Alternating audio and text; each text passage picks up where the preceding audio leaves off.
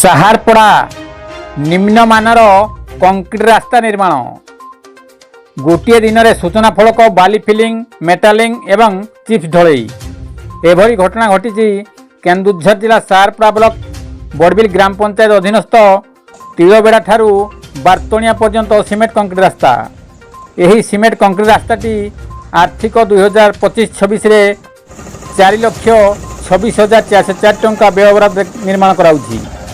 Cement concrete ରାସ୍ତାର ସୂଚନା ଫଳକରେ କାର୍ଯ୍ୟ ଆରମ୍ଭ ଏବଂ ଶେଷ ତାରିଖ ନଥିବା ବେଳେ ଗତ ଶନିବାର ଦିନ କାମ ହୋଇଛି। ଗୋଟିଏ ଦିନରେ ସୂଚନା ଫଳକ, ରାସ୍ତାରେ ବାଲି ଫିଲିଂ, ମେଟାଲିଂ, ପରେ ପରେ ଚିପ୍ସ ଢଳେଇ। ସେପଟେ ବ୍ଲକ କାର୍ଯ୍ୟାଳୟରୁ କୌଣସି ଅଧିକାରୀ ବା କର୍ମଚାରୀଙ୍କ ଦେଖା ଦର୍ଶନ ନାହିଁ।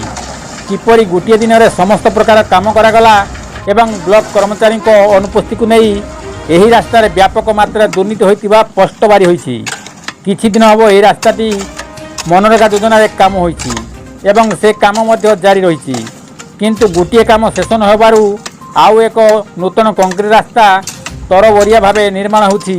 ସେହି ଗୋଟିଏ ଦିନରେ ସମ୍ପୂର୍ଣ୍ଣ କାର୍ଯ୍ୟ ଶେଷ କରି ଦେଇଥିବାରୁ ଏହା ଏକ ପ୍ରକାର ବଡ଼ ଦୁର୍ନୀତିର ଗନ୍ଧ ବାରି ହୋଇପଡ଼ୁଛି। ବ୍ଲକ ସରକାରୀ କର୍ମଚାରୀମାନେ ଦୁର୍ନୀତି କରିବାରେ ସାମିଲ ଥିବାରୁ ଅଭିଯୋଗ କଲେ ମଧ୍ୟ କୌଣସି କାର୍ଯ୍ୟାନୁଷ୍ଠାନ ହେଉନାହିଁ।